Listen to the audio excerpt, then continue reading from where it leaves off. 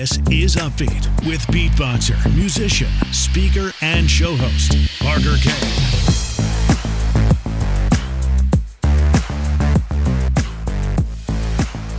Hey guys, welcome to Upbeat, and thank you very much for being here and for listening in today. If you would, please follow the podcast wherever you're listening to it right now. And if you like the show, leave an Upbeat review. That is always super appreciated, so thank you for that. Today's guest is absolutely amazing. I'm speaking with Johnny Elsasser, and his background, wow, is just absolutely incredible. He is former Special Operations. He served in the Elite 2nd Battalion, 75th Ranger Regiment with 4 combat tours between Iraq and Afghanistan. He protected the U.S. ambassador to Iraq for 5 years out of Baghdad. And when he came home from serving all these missions, he had lost his own sense of purpose and clarity and drive, and he felt depressed and alone and empty. And ultimately, he ended up discovering a new purpose, which is helping other men discover theirs. And he did that largely in starting his podcast, which, by the way, is now a top 15 men's podcast, which is awesome. It's called the Art of Masculinity podcast with Johnny Elsasser. You can find that and anything else about Johnny on his website, johnnyelsasser.com. And in this episode, we talk a lot about masculinity. It's really fascinating. This is one of my favorite interviews by far, and I'm looking forward to sharing it with you. So without further ado, let's get into it. Johnny, thank you very much for joining me on Upbeat. I appreciate it. Hey, brother. Thank you for having me. I'm honored to be on here just to jam out with you for a little bit and talk to your community. Absolutely. Super stoked to have you. I enjoy starting with stories, and yours is one that is incredibly unique. I don't think I've had anyone on the podcast yet who's had any kind of a story like this. So if you don't mind just sharing with us, sharing with the listeners a little bit more about you and how you grew up, maybe what led you to do the things that you did. Yeah, brother, I appreciate that. And I appreciate you giving me the platform to kind of fill everybody in. So I'll try to do a short, but, involved version so people can kind of get the picture. So I grew up in a very blue collar family. My dad was a mechanic. I grew up close to my uncle. He detailed airplanes. And I used to do both those things. So didn't grow up with like the easiest of jobs. So I was always like a physical hard worker. And I got to my end of high school and I realized all my friends were showing up one day with all these acceptance letters to colleges and stuff. And I was like, oh, I was supposed to do something. And I was like, oh, crap, man. And I had no intention of being in the military whatsoever. My family doesn't have a pedigree of being in the military. But I had heard about, the special operations groups, like SF and Rangers and Navy SEALs and all this stuff. A friend of mine and I had that conversation earlier that year, just really, really weird conversation that wasn't planned.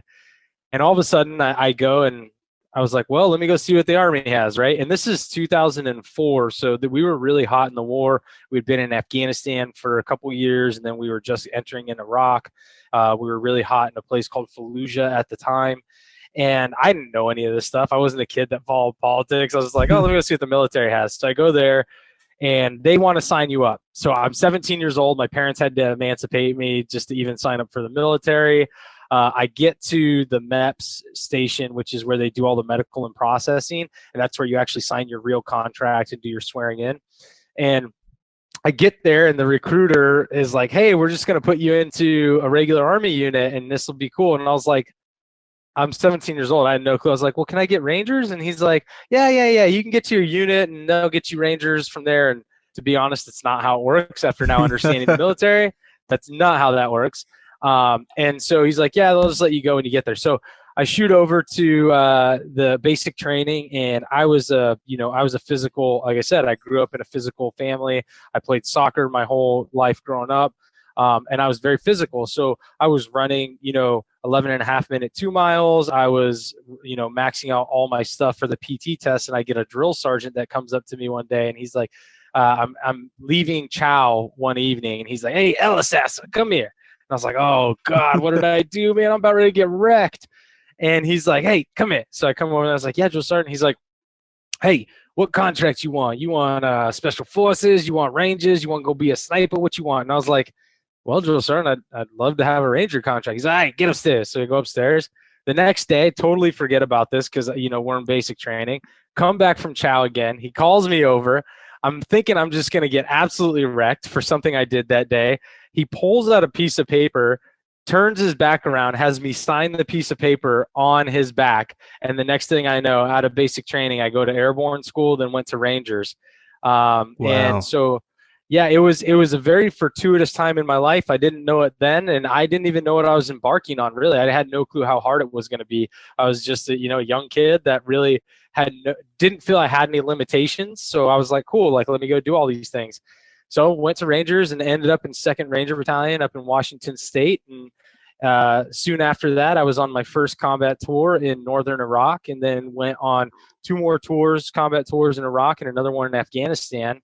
I left the military after doing my 4.5 years and actually went to a private company and then protected the U.S. ambassador to Iraq for 5 years out of Baghdad.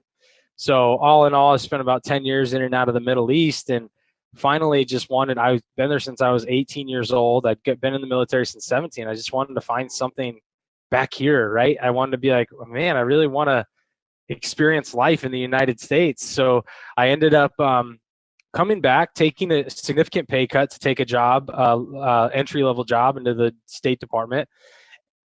And really, I started to find out, it was about 6 months afterwards, for 10 years, I'd been programmed to really like the flag, the country. There was a bigger purpose than me. I'd be willing to lay my life down for my brothers, all these things. Well, now I'm behind a desk. 6 months goes in, and I am completely lost. Who I am, what's my purpose in life, what I'm doing. I'm starting to have like toxic behaviors where I just drink too much on the weekends. I wasn't like an alcoholic, but I drink too much on the weekends. I'd have like no purpose. At the time I was married, that kind of started to go into shambles, and really just struggled with my own masculinity on who I was as a man. I had lost everything that really tethered me to this deep, deep purpose. And I had to try to find out what the heck I was doing. So after my marriage ended and I started to figure out if I could get a small win on a purpose, I could start to make my way back to who I was and who I liked being.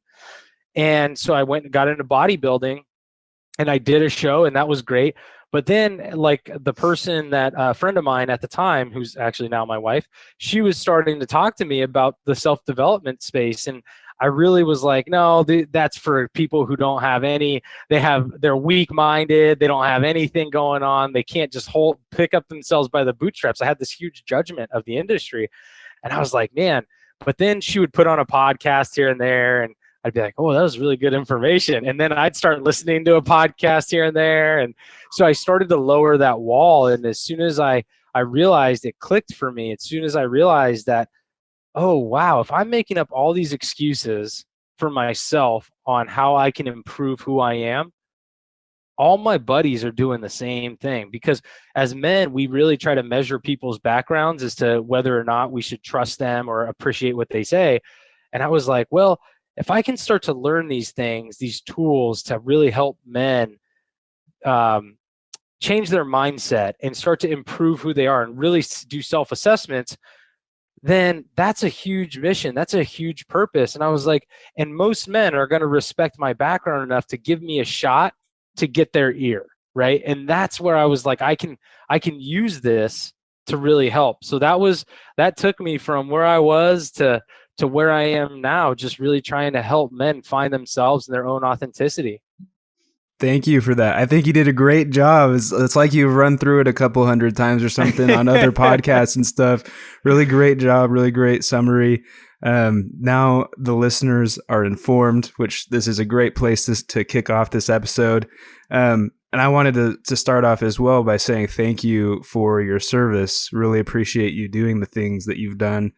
And that's a lot of time to spend out there doing those things too. Just to clarify a timeline, how long was like the time once you returned to the time you started your podcast, The Art of Masculinity? Oh man. And first, thank you for the appreciation. I appreciate that, and I received that. Thank you so much. I probably started that.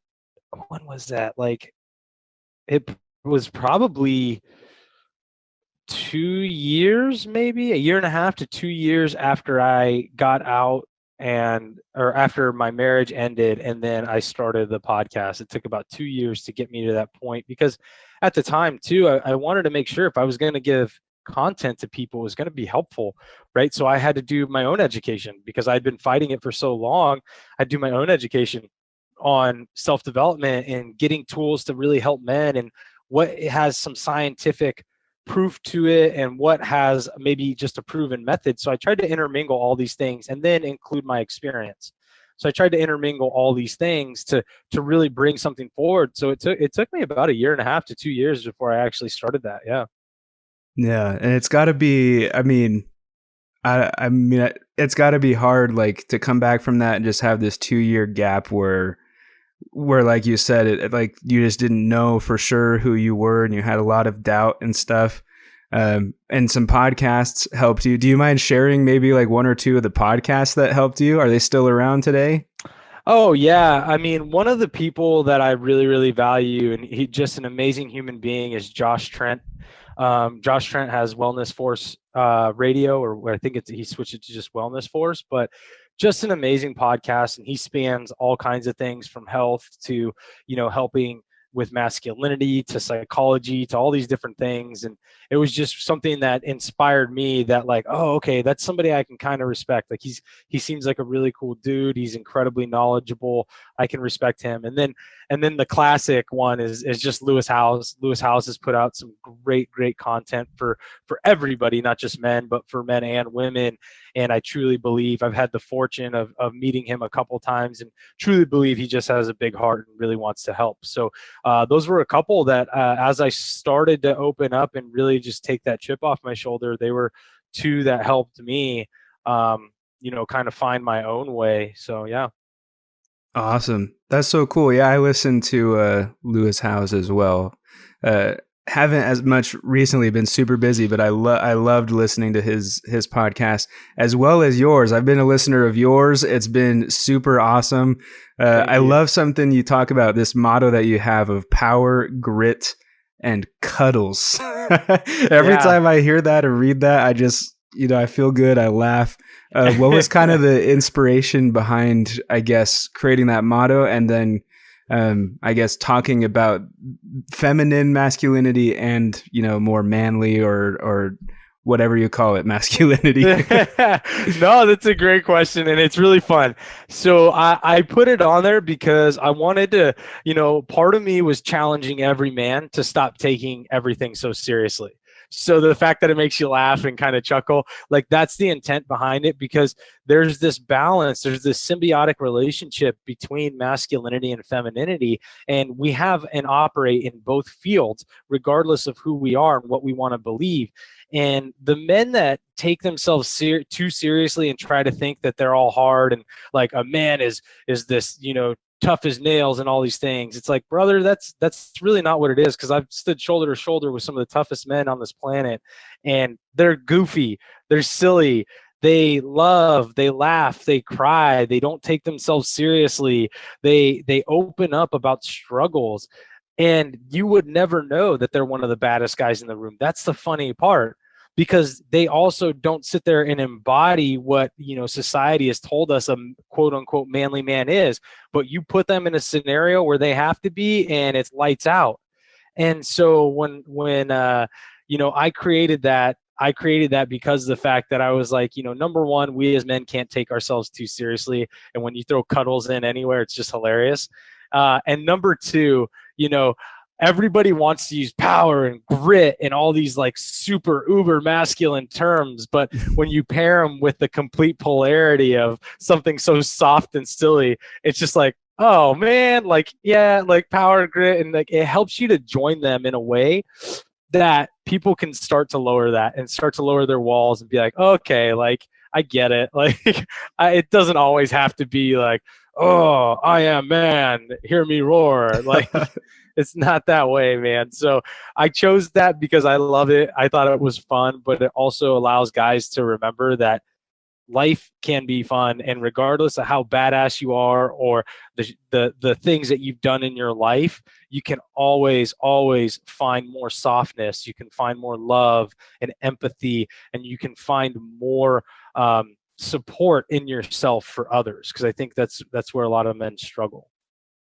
Absolutely, I'd agree with that. And thank you for putting that message out there, because I've been really deep in this kind of motivational personal development space for the last 3 or so years, and there seems to be a lot of things for women that help with those kinds of things, and then for men, there's a lot of, like you said, the power and the grit and step up to the plate. There's a lot of stuff out there specifically focused toward dads, how to step up as a dad, run your business, do those kinds of things. There's not very much out there that talks about the more feminine side of things. And I think when you bring up, heart, mind, spirit, body, those kinds of topics, there's like this stigma that makes it so, we all think that it's a girly thing or something to talk about mind, body, and spirit, and it isn't necessarily. And I feel like you're out there accomplishing that and sharing a good message.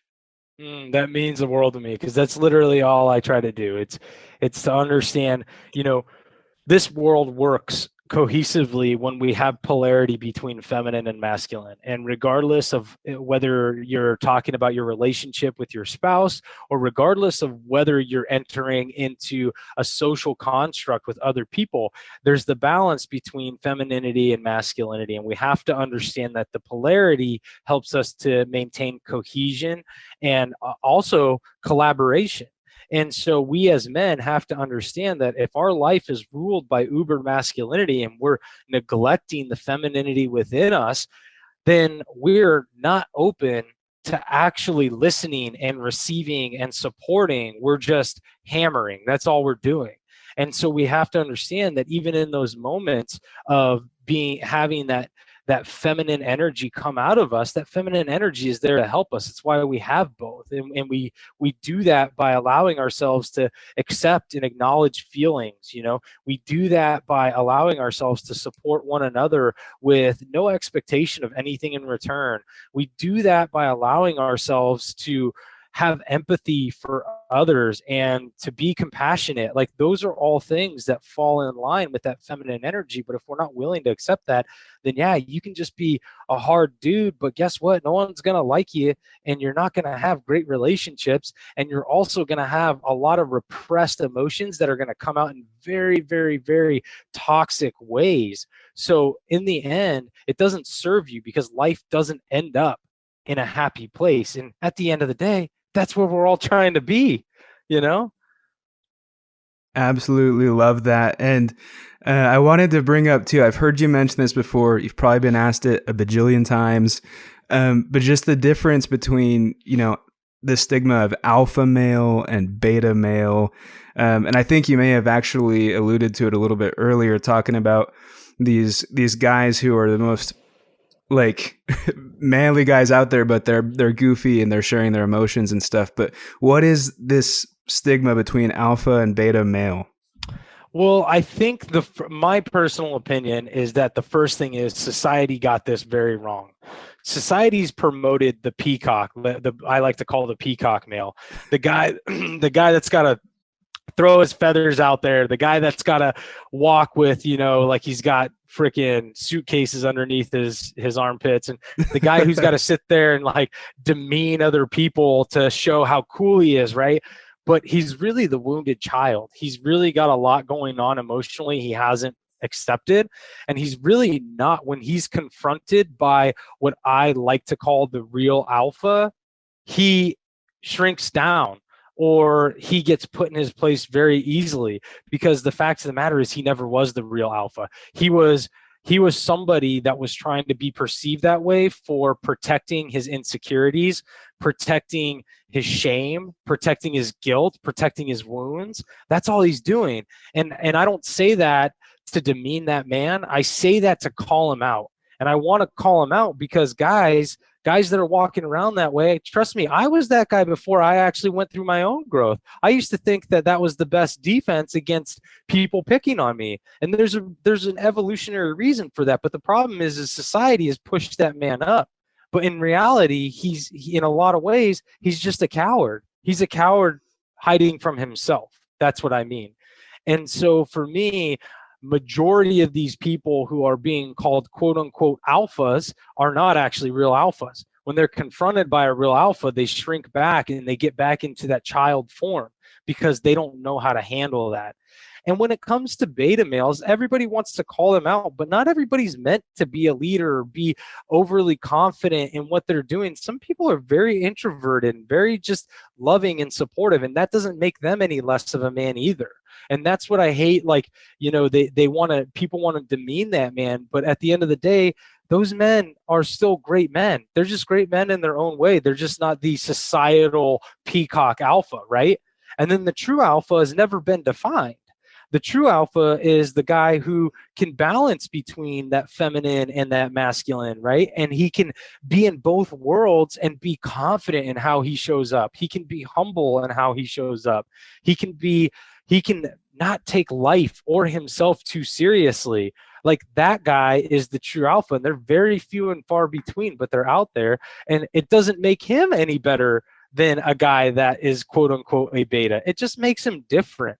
Like that's at the end of the day, the stem of all of this reaches out to just being authentic, with whatever version of man that you are, because the real talk is authenticity.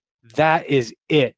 Because when you're inauthentic, you have guilt, you have shame, you're depressed, you're sad, and you don't know why. And this goes for alphas and betas, even if you want to continue to call them that. It goes for every man in general.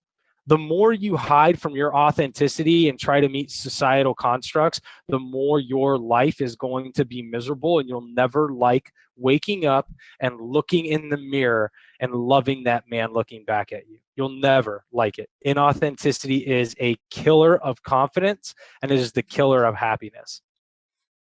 Wow, pure gold. I'm gonna have to clip that part. I love it.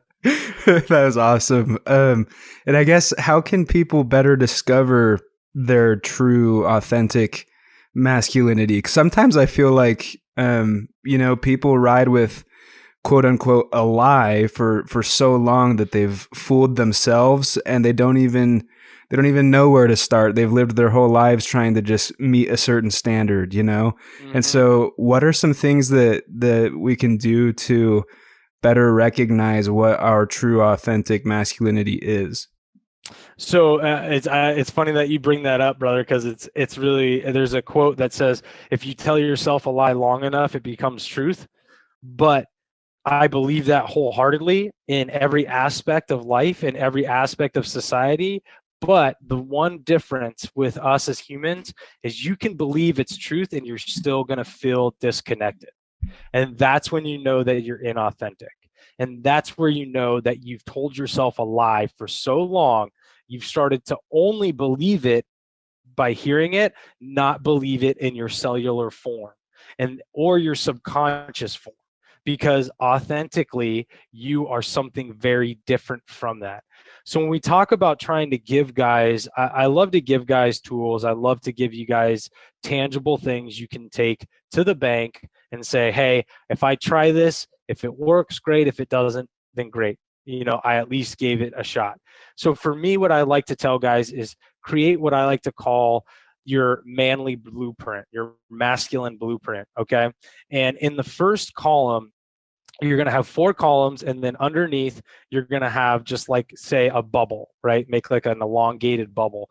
And in the 4 columns above, your first column, you're going to write down all the masculine traits that were given to you. Because the first thing we have to accept is that from 0 to 8 years old, we're completely malleable. Really, from 0 to 2, you're in what's called delta waves. Your brain's in delta waves, which is what we sleep in, okay? This is where we dream state. But from 2 to about 7 or 8, you're in what's called theta. And this is where we have hypnosis take place. This is what hypnotists put you in so that they can stop you from smoking and things like that. We're completely malleable brain-wise during theta. And so what happens is a lot of our pre-programming for masculinity was written a long time ago for us, not by us. And that was for, I mean, it's evolutionarily that's helpful, right? But at some point, you have to take stock in yourself as a man and say, let me look at my toolbox of masculine traits and what I've been given and what fits with me and what really doesn't. And that's what this masculine blueprint does. We get in the first column, start writing down all the things that you think at right now that you think make a man, right? And you're going to write quite a few down. Think about, I want you guys to think about the person that you looked up to the most. And it may not be your father, hint, hint. Mine was my uncle. Even though my father's alive, I love him. Mine was my uncle. But it's also movies. It's also commercials. It's also toys that we saw when we were kids. It was comics. There's all these things that we looked at to create our own masculine blueprint. So write those down. Write those down in the first column. And then in the second column, write down all the things that no longer serve you from that first column. Write down what doesn't align with you, okay? And so now we have all the things that from the first column, and then cross them off out of the first column once you move them out of there to the second column. That way you can kind of, this is going to be a transfer game. So once you write that in the second column, write down all the ones that don't serve you, okay? What's left is going to go over in the fourth column. But in the third column, what you're going to write are all the traits of a man that you actually look up to now. And it could be in people that you look up to in your life. It could be things that you've read about. It could be things that you've seen that you would like to embody those. But the things that make you feel that if you had those, you'd be authentic with yourself. So at this point, we're making the cognitive choice on the traits we want to bring into our life. And then in the fourth column, you're going to take what was left over from the first and what you had in the third and create a master list of your new masculine blueprint, right? So that's what it's going to be. You chose all those traits. You chose the ones from the past that you're aligned with. You chose the new ones. You got rid of the ones that no longer served you, that weren't authentic with you, and you created your own organized master blueprint. And the last step to it is out of that big list that you have, it could be 10, it could be maybe only 6, right? It could be whatever it is, but out of that fourth column, take 3 to 5 traits. 3 to 5, that's it. And you're going to put those in that elongated bubble underneath. And remember, this isn't what it means to be a good person. This is what it means to be a good man in your eyes, a man of principle, of honor, of integrity. That's what this is about. And in that elongated bubble, you'll write 3 to 5. And the reason I say 3 to 5 is because under all the things I've learned in special operations and all the things I did overseas, you are only as good as your base level of training when everything goes to mayhem, okay? And at the end of the day, when your brain clicks down to your sympathetic nervous system, which is fight or flight, you need to be able to remember the man that you want to show up as in every moment. And that comes down to 3 to 5 traits. And if you can do that, and you show up as those 3 to 5 traits, whether it's a happy moment, a sad moment, an angry moment, whatever it is, you are authentic with who you are, and you'll be able to look back in the mirror and say, man, I'm really happy with how I showed up today. That's the man that I want to show up as every day. And on your best days, you'll show up as all the traits in that final column, right? So we want to make this accessible to you when your brain and your cognitive abilities shut down and you're functioning strictly on your base level of training. And so you write those 3 to 5 in there, and that becomes the ultimate blueprint for you. And from there, you write them on a sticky note and you put them on your mirror, or you put them on your computer, you put them where you can see them regularly, and you look down at them and remind yourself what it means to be a good man to you. Boom. That was awesome. Thank you so much for sharing that. That's a lot of value. I'm going to for sure go through back when I listen to this and do that myself, and would highly encourage anyone listening in to do that. Absolute fire. And it really resonated with me too, especially what you were saying at the very beginning, just in what was maybe written for us, not by us. That really hit home to me because I grew up in a home where I didn't have a father for most of my life. Not in the home. He's still around, and we talk sometimes, but for the most part, from 8 or 9 years old up through today, I didn't grow up with a dad, and just some memories popping back in my head of going to Boy Scouts. Like I was an Eagle Scout, I did Scouts, and there was this element of like, I felt more feminine because I didn't like have a dad around to teach me the things that those guys had with their dads, with their knives and their ropes and starting fires and things like that. And I started to really, deploy some self-awareness and just be like, what kind of masculinity am I? And I think I subconsciously did that. And I just started to pick things that I liked, and realize like I'm more of a creative. I'm more of a gentleman. I'm more of a nice guy or a softie, more than I am the manly man with my hands and building stuff and things like that. And it's really fascinating what you said, how we're not necessarily born with a specific masculinity. It was more just like the way we've been brought up, especially in those earlier years. It just kind of was written for us, which is really cool to learn about. Yeah, brother. And that actually is one of the things in masculinity that crosses all cultures, right? Is that we learn what it is to be a man through what we see socially in the men within our tribes, right? If you look at these cultures, or within society collectively. And that's how we actually develop that as at a young age. And so we either look at things and associate them with masculinity because we don't understand words, right? We look at them as children and say, oh, that's what a man does. That's what dad does, right? Or that's what, he does. Okay.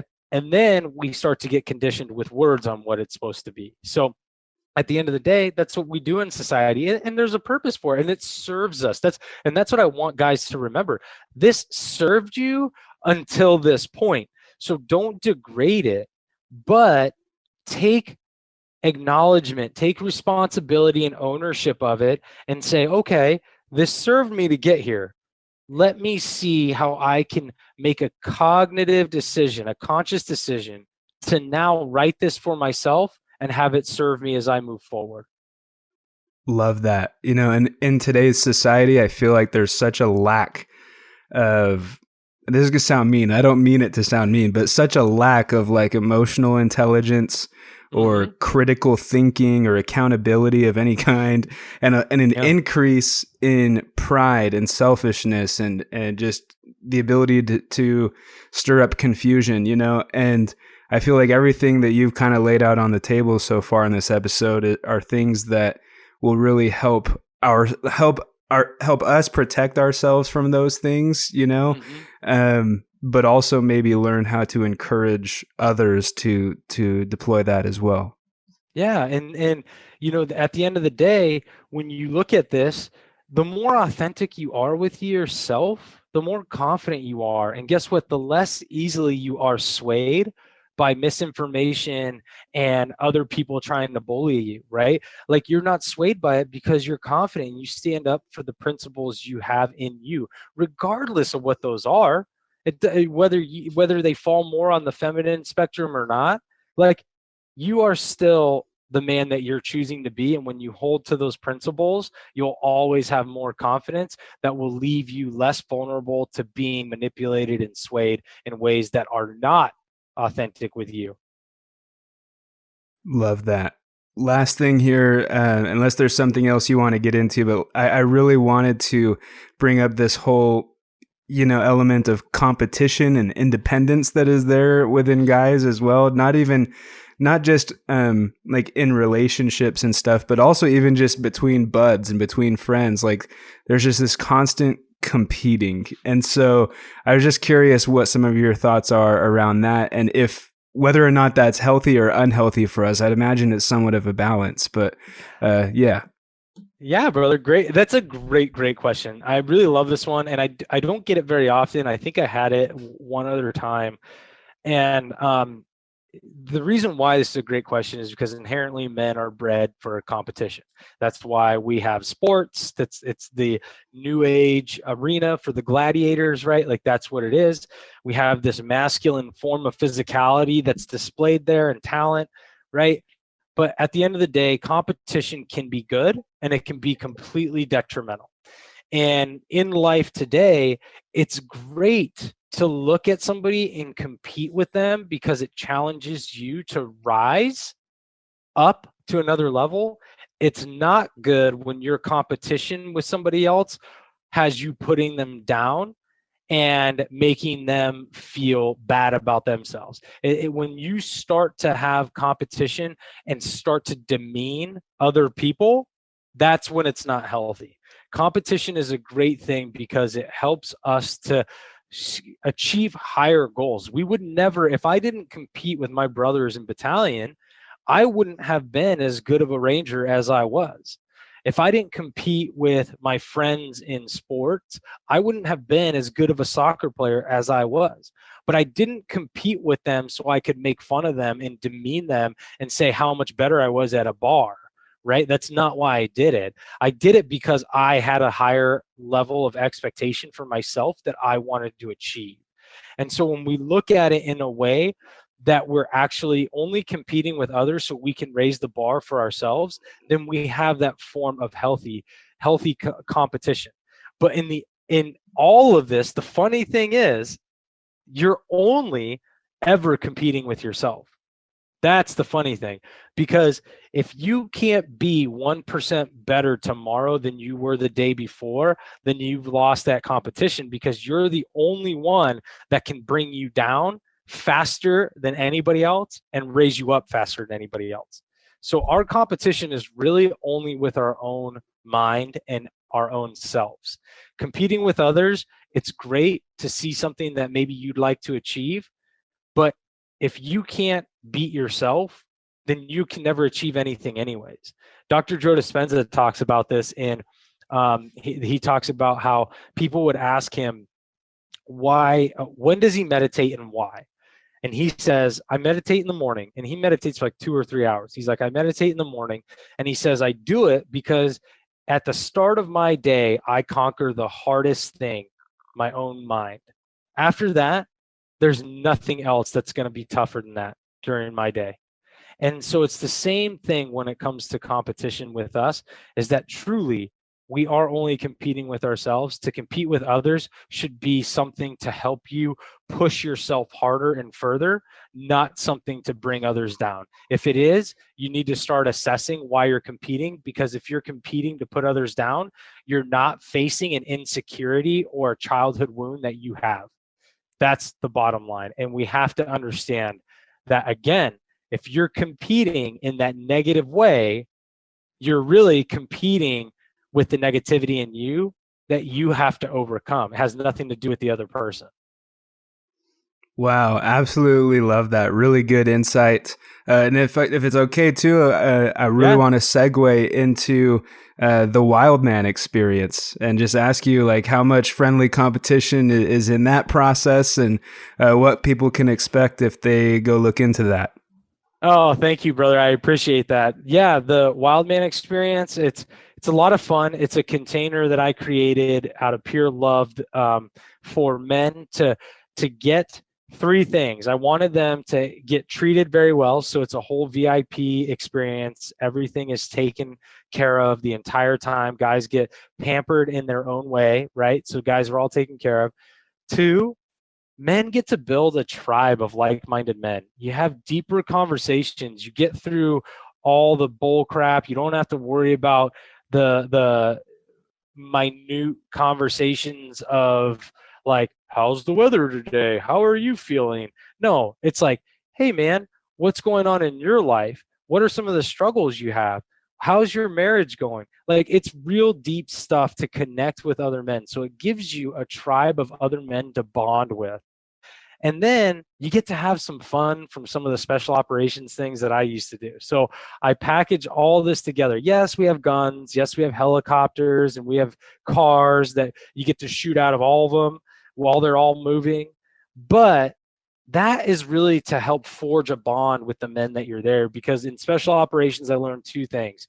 You bond very, very tightly with men that you either go through significant trauma with, or you go through significant excitement with.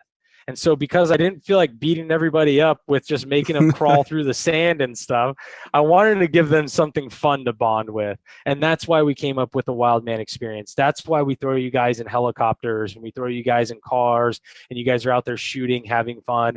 And we have some fun, healthy competitions. We have a hatchet throwing contest that you get a really cool gift if you win that. We have some shooting contests that, it's a lot of fun, and you get some gifts out of that too. And it's just, we do it so that it becomes fun. But at the end of the day, it's a pure friendly competition, because it has nothing to do with any guy being better than the other one. It literally has to do with just trying to see if you can push yourself, your limits on your capabilities. Because the competitions that we do there are something that most men have never done. So they're naturally not going to feel comfortable, which puts them out of their comfort zone and takes away that unhealthy version of competition. So that's the fun stuff with it. But the Wild Man experience, anybody is welcome to come to it. I really appreciate you opening the door to that. Just DM me at johnny.elsasser on IG, and we can talk about getting somebody involved in it. We have one coming up in 2 weeks. So February 25th to the 27th is one. And then we're going to do one more towards the end of the year, and I'll put those dates out later. But it's a fun time. It's where men come to grow, men come to bond, and then men come to be excited. Awesome. Sounds super incredible. I was going to ask, I think you just answered it saying that anyone can come, but I was going to ask if it's linked specifically to your podcast or to your coaching or a course or anything like that, or if it's just purely something that you created to try to help out and provide a fun experience for people. It's purely something I created to just give an experience to men out there to help them lower their walls. It's a very masculine, quote unquote, masculine environment, but it's not treated that way when we're breaking bread together and having conversations that really we're getting vulnerable. We're exposing ourselves. We're exposing who we are that maybe we've never done before with a group of men. So it's nothing other than a container for men to feel safe, to feel heard, and to feel supported. Awesome. Well, this is a good segue into my last little segment here. It's called the UPBEAT Seat. We've got some questions for you. They're quicker questions. Johnny, what makes you upbeat? What makes me upbeat? I would say working out. I literally just love it. It's a fun thing for me. And it's something that I've been doing since I was 16 years old. So I would say personally, because it's very cathartic, it's a release for me, and I really get into my own mind. I can think about things deeply when I work out. Working out is probably what keeps me upbeat. Who is your number one influence or inspiration? Oh man. Well, my number one influence and inspiration would have to be my uncle. He is the one that really taught me that a man can be strong, but he can love, and he can be empathetic, and he can be highly intelligent. So I truly, truly love my uncle for that. What kind of music do you love listening to?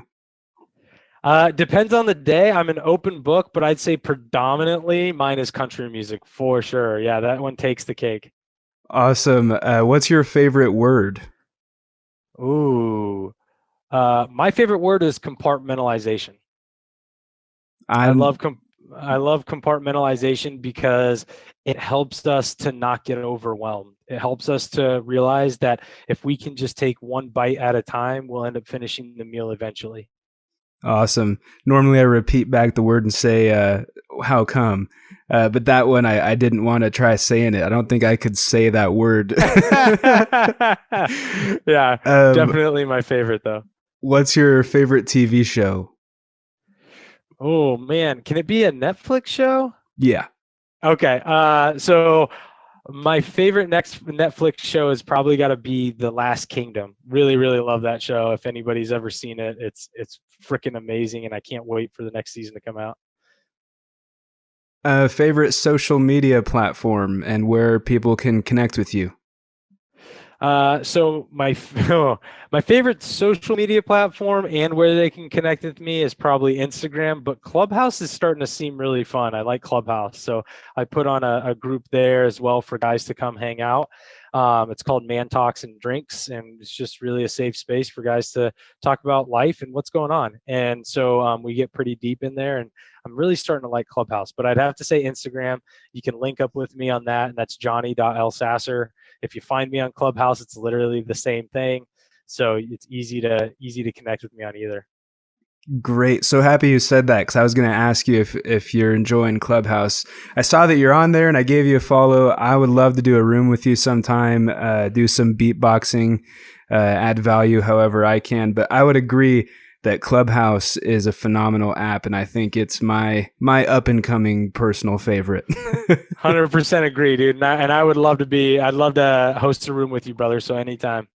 Awesome. Sounds good. Well, I, per usual, I like to close things out by beatboxing the guest's name. So I'm going to go ahead and put your name into a beat. Oh, yeah. And it'll be choppy on Zoom, but I've got it recorded over here and I'll send it to you later. I love it, brother. That's awesome.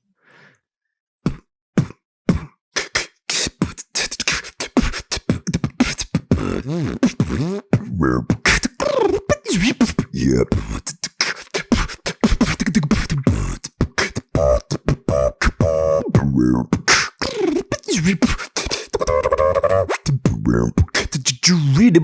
With Johnny Elsasser. That is so cool, man. I freaking love that. That's amazing. Awesome. That is some skill, brother. Thank you very much. It's definitely fun. That's been one of those things in my life that totally has been an icebreaker, and it's like my superpower, so I love it. That is so cool. I'm just in awe, man. That is so cool. Thank you. Well, and thanks, Johnny, for being on Upbeat and for bringing the immense amount of value that you did. I sure appreciate it. Absolutely, brother. Thank you for having me. So there you have it, my interview with Johnny Elsasser. Of course, we'd both love to connect with you. You can find me at my website, parkerkane.co, parkerkane.co, and Johnny at his website, johnnyelsasser.com. If you enjoyed this episode or got value from this episode, please be sure to leave an upbeat review and share it with a friend. That is always super appreciated. You guys are the best. I'll see you next week. This is Upbeat with beatboxer, musician, speaker, and show host, Parker K. Subscribe at parkerk.co.